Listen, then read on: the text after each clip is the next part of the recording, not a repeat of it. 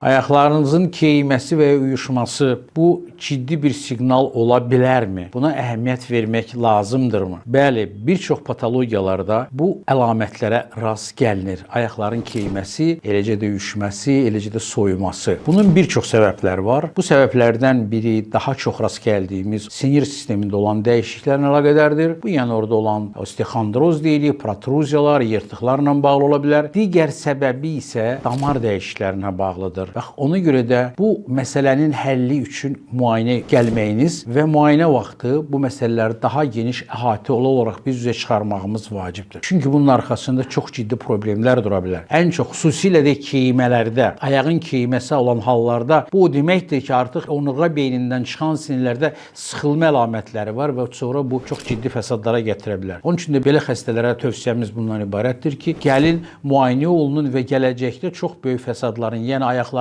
iflic olmasının qarşısını biz asan müayinə üsullarından üzə çıxaraq və sizi bu bəladan qurtara bilək.